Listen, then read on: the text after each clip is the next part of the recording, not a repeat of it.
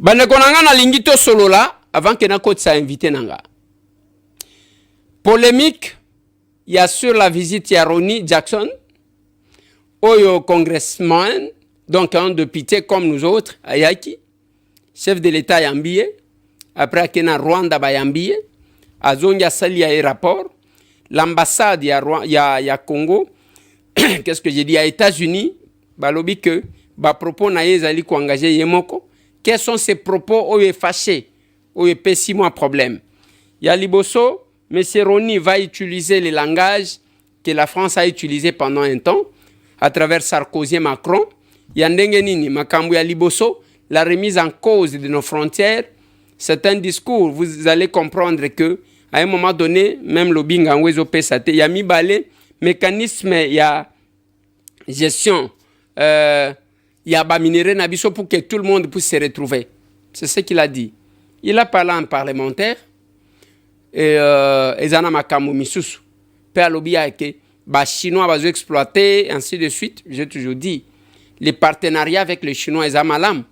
Mais on connaît les meilleurs amis pendant les moments comme celui-ci.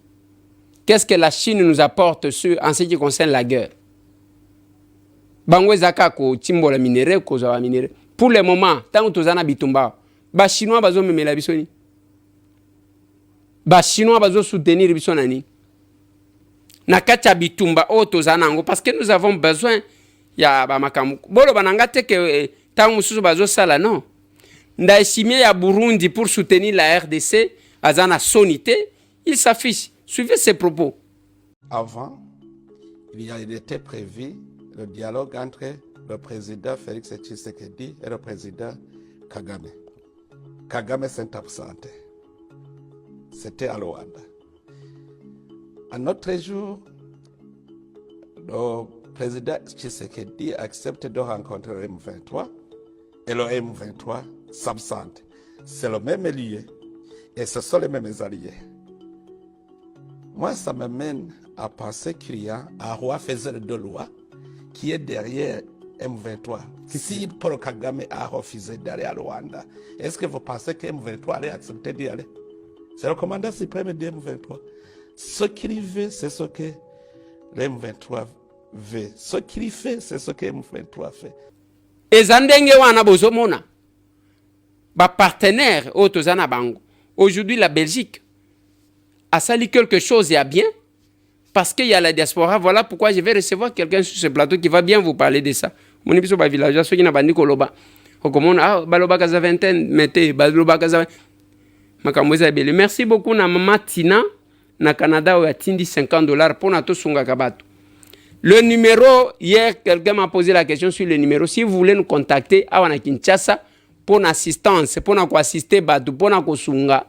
Ozobenga biso na plus de 243 891 515 061 plus 243 891 515 061.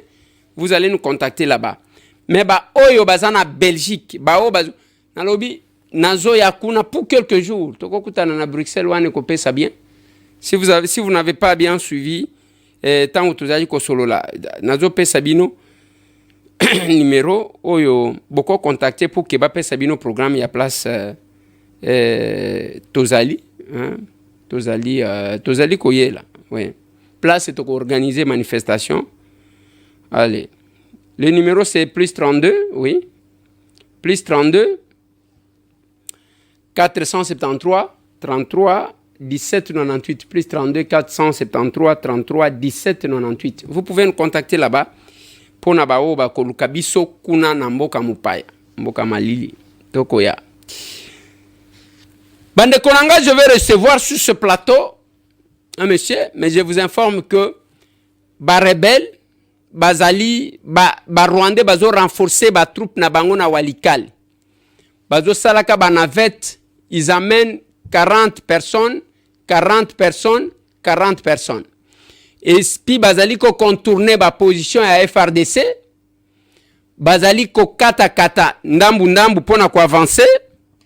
Pour le moment ndenge tozolo bazana ba forêt ya Lubutu de bisika bazali et baoba utaki Minova ils ont été bloqués.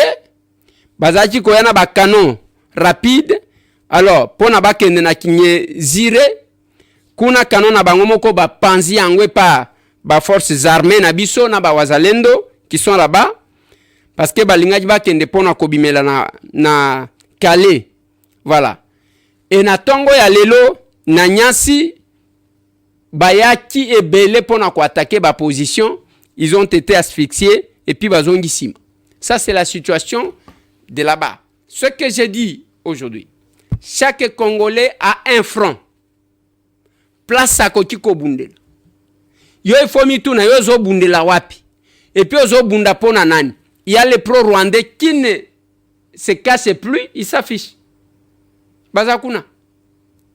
Ezana ba patriotes qui défendent leur pays. Yangona lobi na bino, batu na batu bazana esika bango bakendaka. Biso tozakaka aw.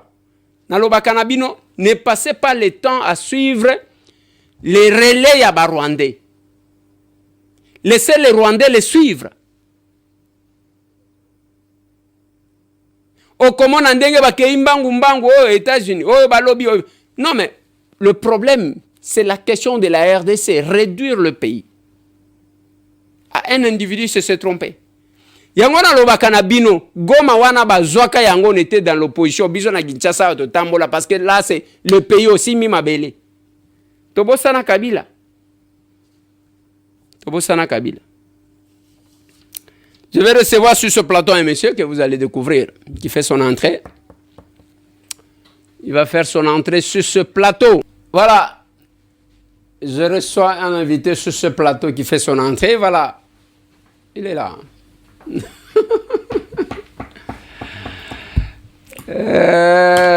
Papa, c'est là nous inviter dans le monde pendant qu'il se présente, avant qu'il ait présenté. Vous avez un gros plan. Voilà. Voilà mon invité de ce soir. Je reçois un invité sur ce plateau.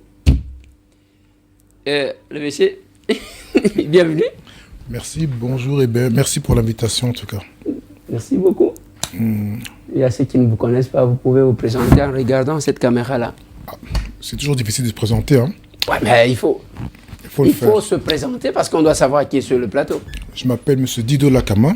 Je suis coordinateur d'une structure qui s'appelle Change ASBL et aussi une structure au Congo qui s'appelle Motuli Bosso.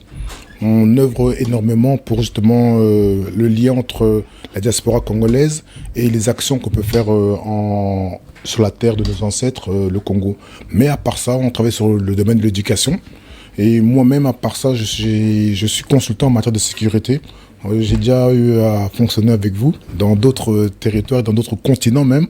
Mais voilà, donc on n'est pas là pour ma vie privée, mais on est vraiment là pour ma vie associative, puisque aujourd'hui, en tant que patriote de la diaspora, je suis venu ici pour essayer de créer encore des connexions avec le pays, parce qu'il y a beaucoup de choses qui se passent. Notre pays est en guerre et comme vous le savez déjà, on vit dans des situations très critiques.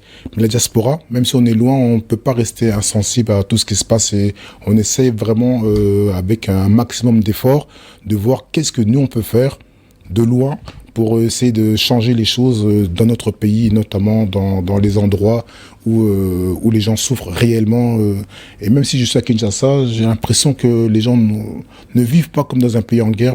Donc des fois, je suis un peu surpris, parce que je pense que vous l'avez dit, je vais énormément à l'Est, parce qu'on a aussi créé une structure qui s'appelle SOS RDC, qui a pour objectif de réunir des associations, notamment en Belgique, mais aussi tous les associations qui sont de la diaspora peuvent intégrer le groupe pour qu'ensemble on puisse offrir justement une aide humanitaire, puisque en tant qu'association, on n'a pas les facultés justement d'aider de manière militaire, mais on a au moins cette faculté d'aider de manière humanitaire, justement en étant solidaire avec les populations. Et ça fait depuis des années qu'on essaie de le faire.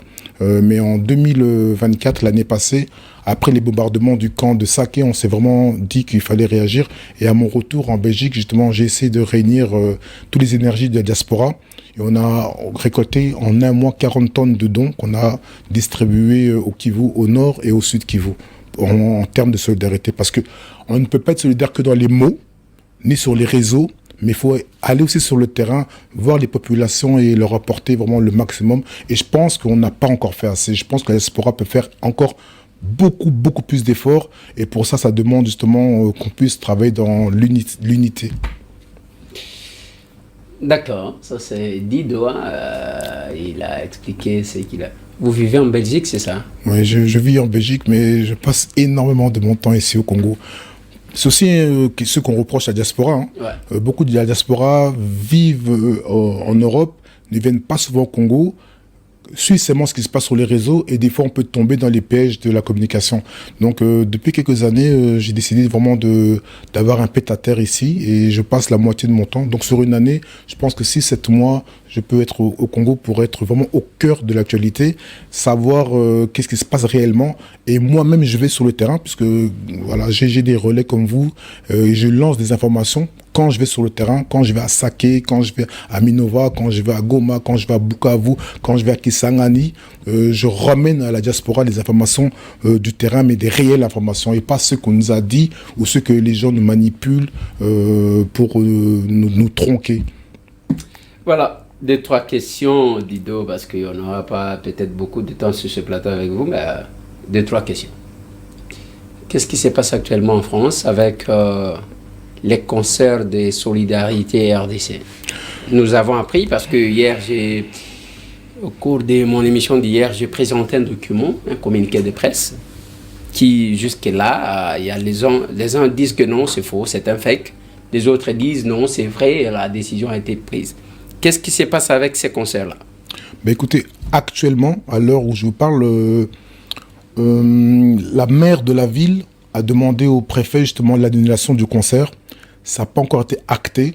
Il n'y a pas encore des décision ferme. Donc c'est pour ça que je suis aussi venu pour essayer vraiment de mobiliser nos autorités, à nous aider aussi à appuyer l'effort. Parce qu'en fait, la guerre qu'on mène avec nos ennemis, c'est une guerre médiatique. Et aussi, cette guerre se gagne des fois avec des petites victoires symboliques. Ce concert, moi, je ne le vois plus comme un concert. Je ne le vois plus comme un événement artistique seulement. Je le vois aussi comme une épreuve, justement, parce qu'on essaie de bloquer les Congolais à être solidaires avec leur population. Et ça, pour moi, c'est quelque chose de traumatisant, de choquant.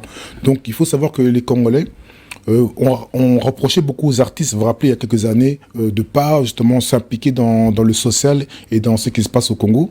Et il y avait un problème avec les soi-disant combattants, etc. J'ai participé, je pense que vous savez, à la réunification et la pacification. Et la paix est revenue et les concerts sont retournés. Vous avez vu mon implication dans les concerts de Fali et dans les autres concerts, parce qu'on travaille pour tous les artistes, pour notre culture, pour notre liberté culturelle. Et aujourd'hui, quand les artistes les plus connus, hein, les Fali, les Maître Gims, les Youssoufa et beaucoup d'autres, se sont impliqués justement aujourd'hui pour montrer leur solidarité et justement faire un concert d'union. C'est peut-être un exemple aussi aux politiciens où tous les artistes, malgré leurs égos, ont réussi à se mettre ensemble. Ouais. Par solidarité pour le peuple congolais, pour récolter des fonds, pour aider les populations.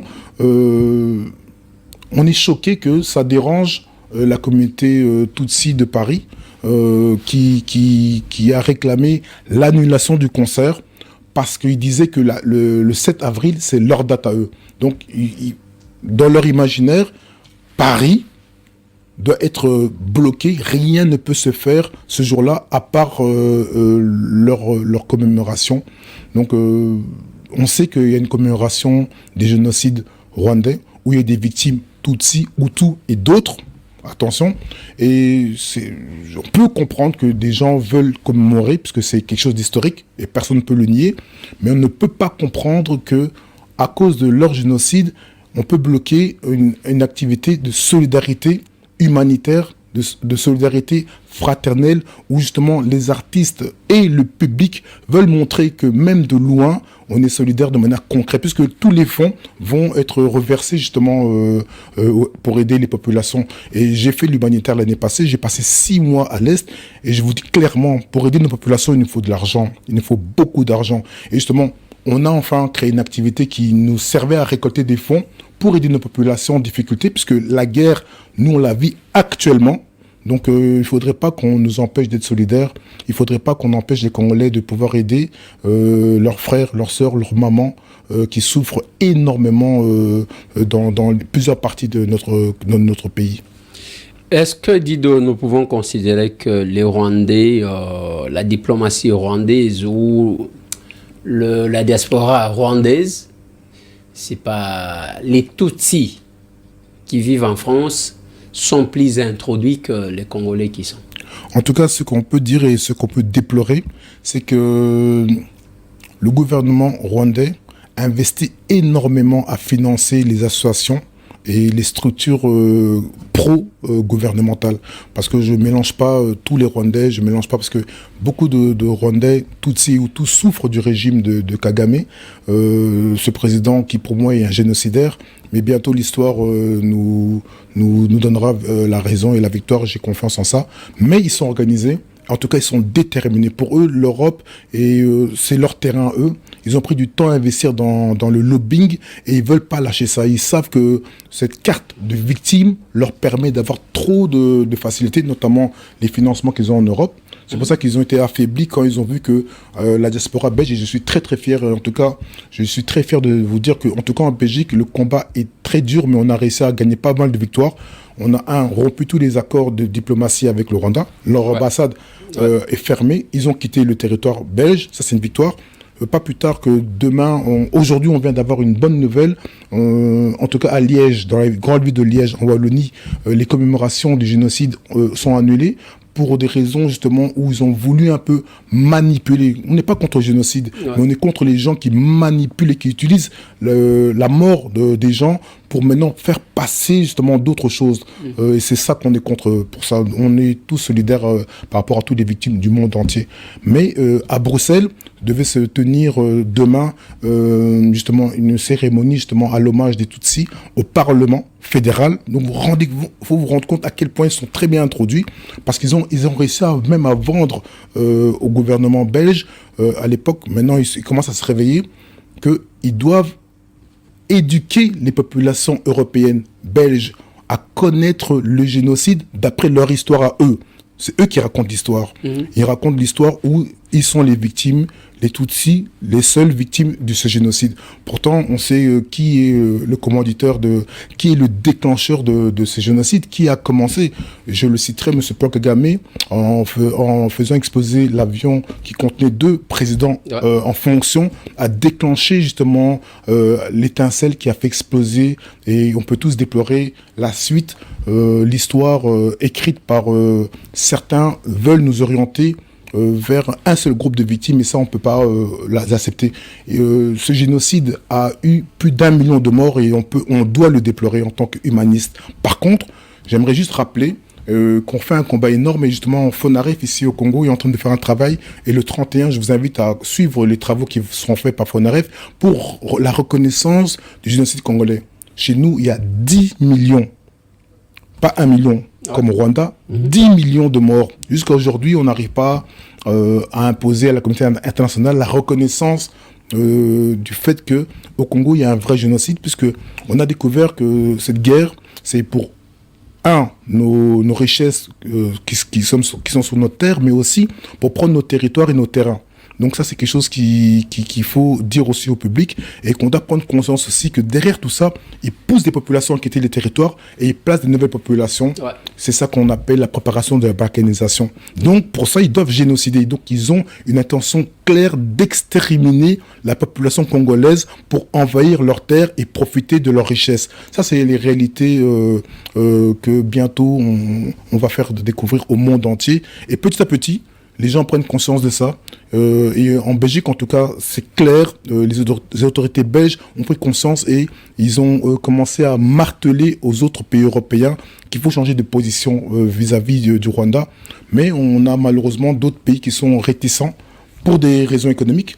Exemple, la France, il faut le dire clairement.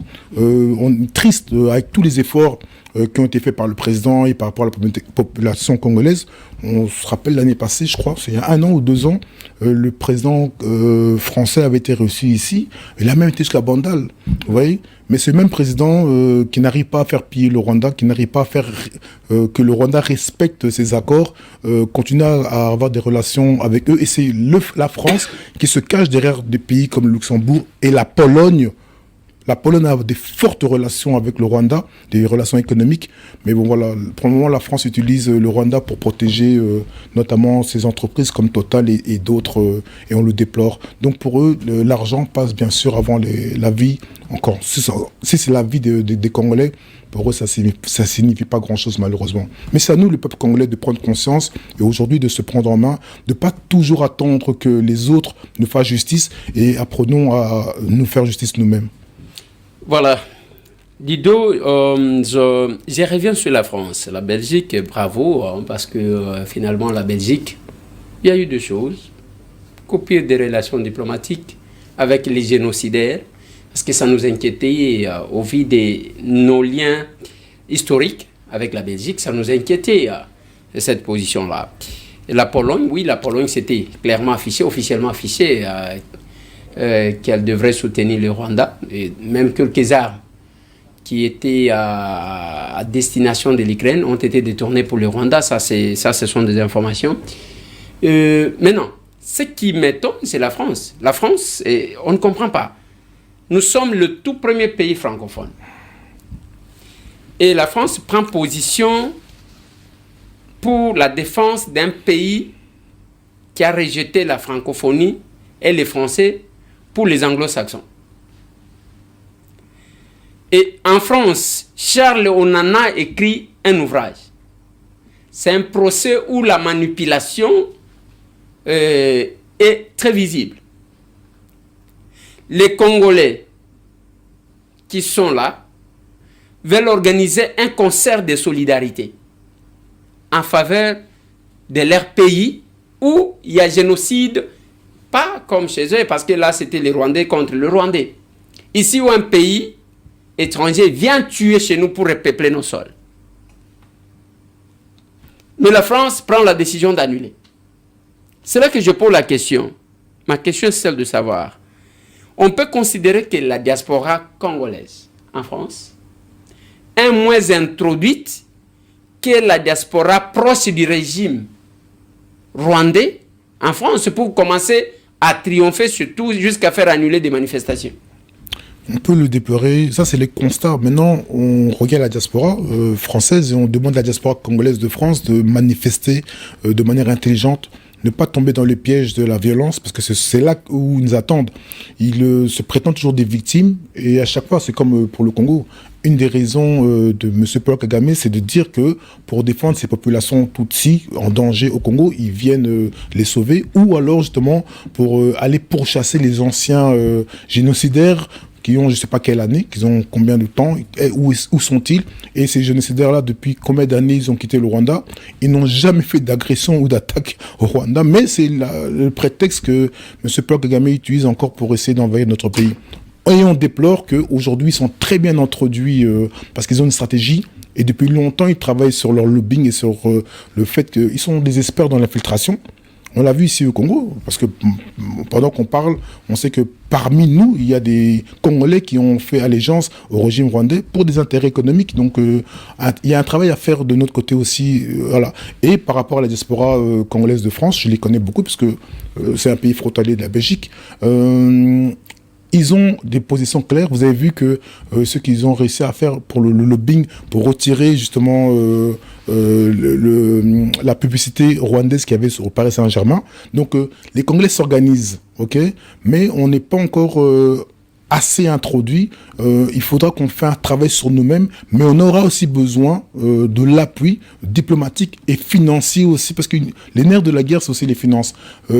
Croyez-moi que le régime de Paul Kagame investit énormément à soutenir sa diaspora pour qu'elle puisse faire son travail justement de lobbying et de corruption. Ils arrivent à négocier justement parce qu'ils mettent les moyens, et c'est ce que je demande au gouvernement du Congolais, de commencer à investir fortement dans la diplomatie parallèle, où il faut investir sur le milieu associatif et sur les politiques qu'on a, qui sont d'origine congolaise. Et parce que vous avez remercié la Belgique, mais la Belgique n'a pas changé d'avis tout seul.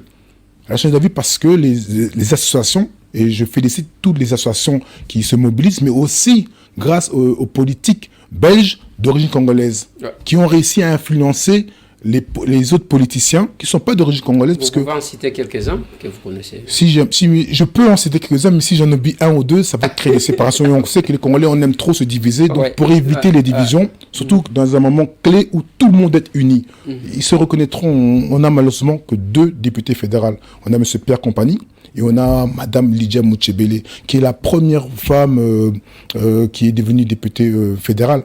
Et je pense que depuis qu'elle est députée fédérale, elle a montré le travail extraordinaire qu'elle fait. Mais M. Pierre Compagnie aussi fait un travail, puisque c'est aussi dans le parti politique de M. Pierre Compagnie qu'il y a le ministre des Affaires étrangères. Donc eux deux ne sont pas négligeables. Et aujourd'hui, les Congolais doivent être visionnaires, mais aussi matures. On doit, nous, regarder l'intérêt d'abord des Congolais. Pour ça, on doit travailler tous les partis politiques de tous les pays du monde entier qui vont favoriser les intérêts de la nation congolaise. Et puis, il y a le MR. Aujourd'hui, c'est eux qui avaient invité justement une association à faire le colloque dans le Parlement fédéral. Et aujourd'hui, ils ont fait marche arrière et ils commencent à prendre conscience aussi que peut-être travailler avec des criminels, ils commencent à voir le sang et l'odeur des corps congolais et peut-être que ça commence à les déranger. Et donc je remercie les politiques d'origine congolaise et aussi les politiques belges sans origine congolaise, parce que la guerre qui se passe au Congo ne concerne pas seulement les Congolais. On doit comprendre que cette guerre est une guerre humanitaire pour les gens qui aiment la justice. Il faut qu'on se mette de notre côté, tous les gens, congolais ou pas congolais, qui ont justement des valeurs de justice, des valeurs de l'humanité et des valeurs aussi qui rappellent un peu pourquoi justement il y a eu ces guerres mondiales et pourquoi on s'est battu, pourquoi même les compatriotes d'Afrique sont venus mourir en Europe pour libérer les Européens. Peut-être qu'il est temps aussi que les Européens de commencer à mourir pour libérer l'Afrique, notamment les Congolais, parce que le Congo est au centre de l'Afrique et moi, avec ma vision panafricaine, je pense que le jour où le Congo sera libre, je pense qu'on pourra avoir un grand espoir justement à l'éveil de tout le continent africain. Ça, c'est une bonne chose. Mais j'apprends que, parce qu'il ne nous reste que 3 minutes, j'apprends qu'il y a une manifestation des Congolais à Bruxelles. Vous êtes au courant? Il y en a pas mal, en fait, depuis quelques temps, depuis les reprises des hostilités. On a organisé plusieurs groupes et qui font de manière récurrente des manifestations et dans plusieurs villes, en Flandre, en Wallonie et à Bruxelles. Donc oui, la communauté congolaise en Belgique s'organise très fortement et on fait ça pour essayer d'inciter les autres communautés congolaises de diaspora dans les pays comme l'Allemagne, comme la France, comme la Suisse, comme l'Italie, de se mobiliser et de faire la même chose en fait. On change les choses par l'exemplarité. Et dans Monnaie Belle, le slogan, c'est « Le changement commence par soi-même ». Si nous, on change, peut-être les autres auront envie aussi de changer et ils se diront que c'est possible. Parce que ce qu'il ne faut pas retirer au peuple congolais, c'est l'espoir. Il ne faut pas qu'on perde espoir. Il ne faut pas se dire que si aujourd'hui on est perdant, on sera perdant toute notre vie. La victoire est au bout du chemin, mais pour ça, il faut qu'on lutte et qu'on soit déterminé comme nos ennemis le sont. Dido, depuis quelques années, la diaspora a été pratiquement divisée. Est-ce qu'on peut considérer que ces incidents, cette agression barbare du Rwanda a réconcilié les Congolais dans la diaspora? Très bonne question. Je pense que c'est comme dans les familles, comme on voit ici. Quand vous avez un matanga, il y a 2 choses qui s'arrivent. Ou bien ça divise la famille, ou alors ça solidifie la famille. Et malheureusement, il a fallu attendre que ce drame arrive pour que les gens prennent conscience qu'il faut s'unir. Et j'espère que ça va servir d'exemple aussi à nos politiques du Congo. Parce qu'en fait, la source du problème vient d'ici aussi. Les politiques du Congo doivent apprendre aussi à regarder l'intérêt collectif. Et je suis des fois triste et un peu honteux de constater que des fois, pour les intérêts égoïstes, les gens n'arrivent pas à penser d'abord à la nation avant de penser à leurs intérêts personnels. Et c'est un peu triste. Et c'est pour ça que les gens savent qu'ils peuvent miser sur notre division. Si on est divisé, c'est qu'on est divisible. Mais j'ai une petite inquiétude, Dido, parce que la même Belgique là a accueilli pas mal de gens qui collaborent avec le Rwanda. Quel sera leur sort actuellement? Parce que j'ai vu la déclaration de l'un de nous qui était avec nous à l'Assemblée nationale, c'est en Belgique, où il a déclaré la guerre contre la RDC, tout en s'alliant aux Rwandais. Et quelques-uns de politiciens aujourd'hui se retrouvent sur les sols belges en train de faire des déclarations incendiaires contre leur pays, la RDC, et soutenant le Rwanda. Alors, quelle sera la position? D'abord, quelle est la position de la diaspora que vous êtes vis-à-vis de ces compatriotes-là, mais aussi en tant que diaspora congolais de la Belgique, qu'est-ce que vous pouvez faire pour essayer de calmer les ardeurs de nos compatriotes qui sont malheureusement utilisés par le Rwanda? Écoutez, la meilleure technique, je l'ai dit tout à l'heure, c'est montrer le bon exemple. Vous savez, les actions parlent mieux que les paroles. Moi, je ne suis pas un politicien, mais je suis quelqu'un qui est amoureux de mon pays et je suis un patriote. Et je pense que j'ai déterminé et je l'ai prouvé grâce à mes actions. Si on cite les actions que j'ai faites, et je pense que ça fait longtemps que vous me suivez, vous pouvez dire aux gens qu'il est patriote parce qu'il fait des actions. À nos politiciens et aux gens qui essaient de justement créer et mettre le feu. Qui utilisent la Belgique comme leur base arrière, afin de mieux servir. À un moment donné, la population va ouvrir les yeux. On est dans un moment crucial, on est dans un carrefour et on est dans un momentum pour notre pays. Notre pays ne peut pas être divisé, notre pays ne peut pas tomber. Ce qui me choque, en fait, c'est de voir en fait, que dans les régions de notre pays, on parle des langues qui ne sont pas congolaises. On paye avec des devises qui ne sont pas congolaises. Et qui peut soutenir ça? S'ils sont des Congolais, c'est qu'il faudra saisir. Et les gens qui n'aiment pas leur pays ne peuvent pas être votés par les Congolais. C'est-à-dire que nous aussi, les Congolais de la diaspora, et d'ailleurs, c'est le moment de comprendre qui est qui et qui va travailler pour l'intérêt et ne pas confondre les conflits internes des gens, la haine qu'on peut avoir sur un parti ou sur peut-être les autorités actuelles et l'intérêt commun. Actuellement, mettons de côté nos conflits internes et travaillons en fait pour savoir comment sauver ce pays.